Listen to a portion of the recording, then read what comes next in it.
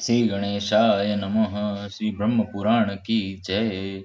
भद्र तीर्थ, पतत्री तीर्थ और विप्र तीर्थ की महिमा। ब्रह्मा जी कहते हैं, भद्र तीर्थ सब प्रकार के अनिष्टों का निवारण करने वाला है। वह समस्त पापों का नाशक तथा परम शांतिदायक है। विश्वकर्मा की पुत्री उषा भगवान सूर्य की पवित्रता एवं प्रिय भार्या है। छाया भी उनकी ही भार्या है। छाया के पुत्र शनेश्वर है। शनेश्वर की बहिन विष्टि हुई। उसकी आकृति भयानक थी, वह पापमयी थी। भगवान सूर्य ने सोचा, यह कन्या किसको दूं? वे जिस जिसको कन्या देना चाहते वही वही उसकी भयंकरता का समाचार सुनकर उसे लेना अस्वीकार कर देता और कहता, ऐसी भार्या लेकर हम क्या करेंगे। ऐसी अवस्था में विष्टि ने दुखी होकर अपने पिता से कहा, पिताजी, धनवान, विद्वान, तरुण, कुलीन, यशस्वी, उदार और सनात वर्ग को कन्या देनी चाहिए। जो पिता इसके विपरीत आचरण करता है वह नरक में पड़ता है। सूर्यदेव कन्या विद्वानों के लिए भी धर्म का साधन है। एक और पर्वत, वन और काननों सहित समूची पृथ्वी और दूसरी ओर वस्त्राभूषणों से अलंकृत निरोग कन्या, दोनों एक समान है। उस कन्या के दान से पृथ्वी दान का फल होता है। जो कन्या अश्व, गौ और तिलक की बिक्री करता है उसका रौरव आदि नरकों से कभी छुटकारा नहीं हो पाता। कन्या के विवाह में कभी विलंब नहीं करना चाहिए। उसमें विलंब करने पर पिता को जो पाप होता है उसका वर्णन कौन कर सकता है। कन्या के पिता जो उसके लिए दान पूजन आदि करते हैं वही सफल समझना चाहिए। कन्याओं को जो कुछ दिया जाता है उसका पुण्य अक्षय होता है। के कन्या के यो कहने पर भगवान सूर्य बोले, बेटी, मैं क्या करूं? तुम्हारी आकृति भयंकर है, इसीलिए कोई तुम्हें ग्रहण नहीं करता। स्त्री और पुरुष के विवाह संबंध में लोग एक दूसरे के कुल, रूप, वय, धन, विद्या, सदाचार और सुशीलता आदि देखा करते हैं। मेरे यहाँ सब कुछ है, केवल तुम्हें गुणों का अभाव है। क्या करूं? कहाँ तुम्हारा विवाह करूं? यदि तुम्हारा ऐसा विचार हो कि जिस किसी के साथ विवाह कर दिया जाए तो तुम अपनी स्वीकृति दो। मैं आज ही तुम्हारा विवाह किए देता हूँ। यह सुनकर विष्टि ने अपने पिता से कहा, पति, पुत्र, धन, सुख, आयु, रूप और परस्पर प्रेम ये पूर्व जन्म में किए हुए कर्मों के अनुसार प्राप्त होते हैं। जीव पहले जन्म में जो बुरा भला कर्म किए रखता है उसके अनुकूल ही दूसरे जन्म में उसे फल मिलता है। अतः पिता को तो उचित ही है कि वह अपने दोषों से मुक्त हो जाए। कन्या कहीं योग्य वर के साथ विवाह कर दे, फल तो उसे पूर्व जन्म के कर्मों के अनुसार ही मिलेगा। पिता अपने वंश की मर्यादा के अनुसार कन्या का दान और विवाह संबंध करता है। शेष बातें जो प्रारब्ध में होती है वे मिल जाती है। कन्या का यह कथन सुनकर भगवान सूर्य ने अपनी लोक भयंकरी भीषण कन्या विष्टा का विवाह विश्वकर्मा के पुत्र विश्व स्वरूप से कर दिया। विश्वरूप भी वैसे ही भयंकर आकार वाले थे। उन दोनों के शील और रूपों में समानता थी, अतः सदा आपस में प्रेम बना रहता था। उस दंपति से गंड, अतिगंड, रक्ताक्ष, क्रोधन, व्यय और दुर्मुख नामक पुत्र उत्पन्न हुए। इन सब के छोटा एक पुत्र हुआ जिसका नाम हर्षण था। वह पुण्यात्मा, सुशील, सुंदर, शांत, शुद्ध चित्त तथा बाहर भीतर से पवित्र था। एक दिन वह अपने मामा को देखने के लिए यमराज के घर आया। वह उसने बहुत से ऐसे जीव देखे जो स्वर्ग की ही भांति सुखी थे और बहुत तेरे दुखी भी दिखाई दिए।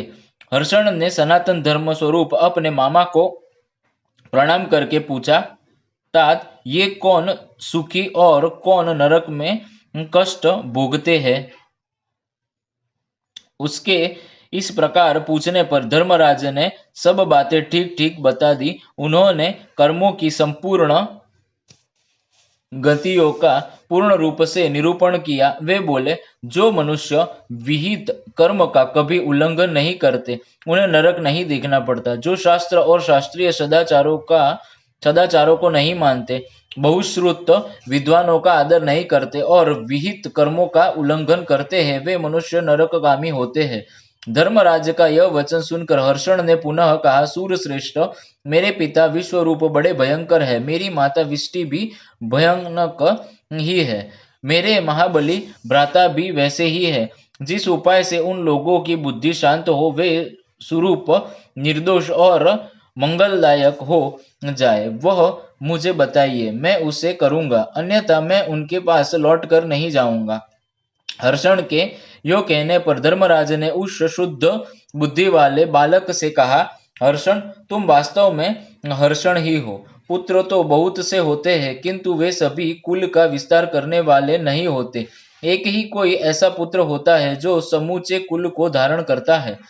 जो कुल का आधारभूत, पिता माता का प्रिय कारक और पूर्वजों का उद्धार करने वाला है, वही वास्तव में पुत्र है। अन्य जितने हैं वे रोग है। हर्षण, तुमने मेरे मन के अनुकूल बात कही है। यह तुम्हारे नाना भगवान सूर्य को भी पसंद आएगी। अतः तुम गौतमी तट पर जाओ और वहां स्नान करके मन को वश में रखते हुए प्रसन्न चित्त से जगद योनि शांत स्वरूप भगवान विष्णु की स्तुति करो। वे यदि प्रसन्न हो जाए तो तुम्हारे समस्त मनोरथों को पूर्ण कर देंगे।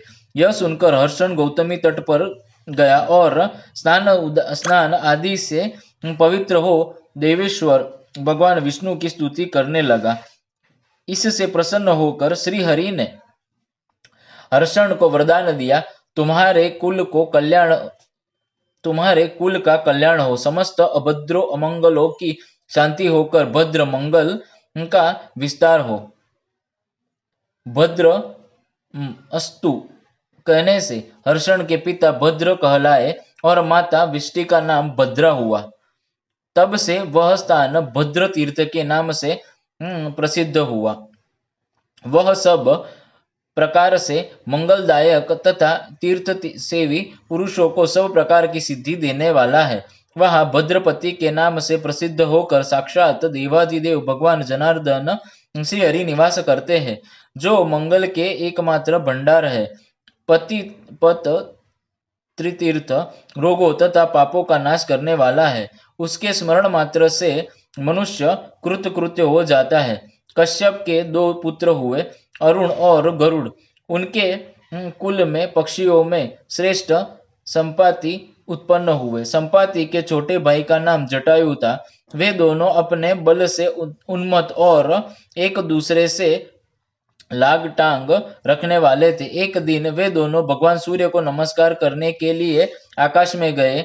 ज्यों ही सूर्य के समीप पहुंचे, दोनों के पंख जल गए और दोनों थक कर पर्वत के शिखर पर गिर पड़े। दोनों भाइयों को निचेष्ट एवं अचेत होकर गिरा देख अरुण उनके दुख से दुखी हो गए और भगवान सूर्य से बोले, भगवान, ये दोनों पक्षी पृथ्वी पर गिर पड़े हैं, इन्हें आश्वासन दे जिससे इनकी मृत्यु न हो। तथास्तु कहकर सूर्य ने उनको जीवित कर दिया। गरुड़ भी उनकी अवस्था सुनकर भगवान विष्णु के साथ वहां आए और उन्हें सांत्वना देकर सुख पहुंचाया। तदंतर सब लोग अपने संताप का निवारण करने के लिए गंगा तट पर गए। जटायु, अरुण, संपाति, गरुड़, सूर्य तथा भगवान विष्णु सब ने उस प्रचुर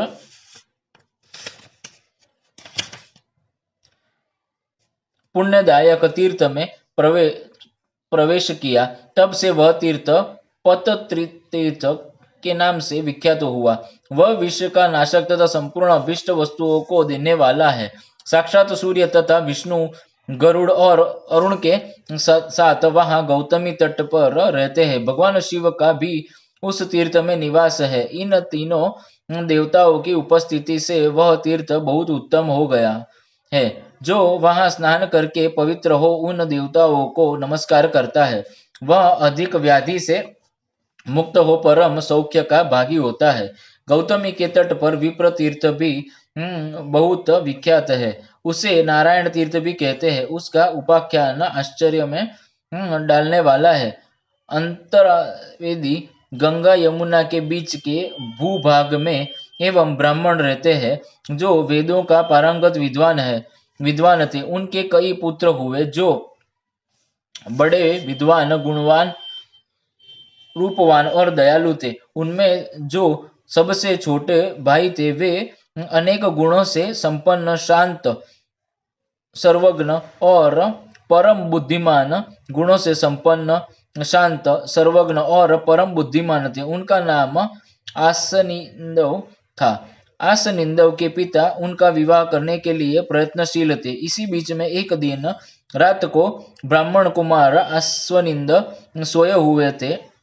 उस दिन उन्होंने भगवान विष्णु का स्मरण नहीं किया था। वे उत्तर और सिरहाना करके सोए थे और उनका चित्त एकाग्र नहीं था। इसीलिए इच्छानुसार रूप धारण करने वाली एक क्रूर राक्षसी वहां आई और आसंदीव को उठाकर तुरंत गौतमी के दक्षिण तट पर चली गई। वह उस ब्राह्मण के साथ इच्छानुसार रूप धारण करके गोदावरी के दक्षिण किनारों की भूमि पर विचरती रहती थी। उसके शरीर में बुढ़ापा आ गया था। एक दिन उस भयानक राक्षसी ने ब्राह्मण से कहा, विप्रवर, ये गंगा जी है। तुम अन्य ब्राह्मणों के साथ मिलकर यहाँ संध्या उपासना करो। जो ब्राह्मण समय पर यत्नपूर्वक संध्या उपासना नहीं करते वे ही देवेश्वरों द्वारा नीचे बताए गए हैं। वे चांडालों से भी बढ़कर है। तुम यहाँ सब लोगों से मुझको अपनी जन्मदायिनी माता बतलाना, नहीं तो अभी तुम्हारा नाश हो जाएगा। द्विज श्रेष्ठ, यदि मेरी बात मानते रहोगे तो मैं तुम्हें सुख दूंगी और तुम्हारा जो प्रिय कार्य होगा उसे भी पूर्ण करूंगी। कुछ काल के बाद फिर मैं तुम्हें तुम्हारे देश में, तुम्हारे घर में और तुम्हारे गुरुजनों के पास पहुंचा दूंगी। यह मैं सत्य कहती हूँ। ब्राह्मण ने पूछा, तुम कौन हो? काम रूपिणी राक्षसी ने कहा, मेरा नाम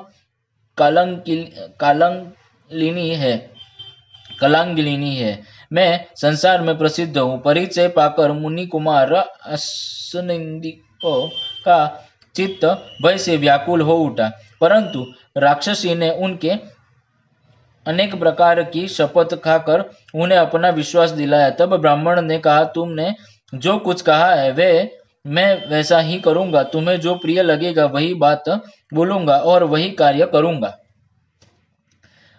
ब्राह्मण की बात सुनकर इच्छा अनुसार रूप धारण करने वाली राक्षसी ने बूढ़ी होने पर भी मनोहर रूप धारण किया और दिव्य वस्त्राभूषणों से विभूषित हो ब्राह्मण को अपने साथ ले इधर उधर घूमने लगी। वह सर्वत्र यही कहती कि यह मेरा पुत्र गुणाकार है।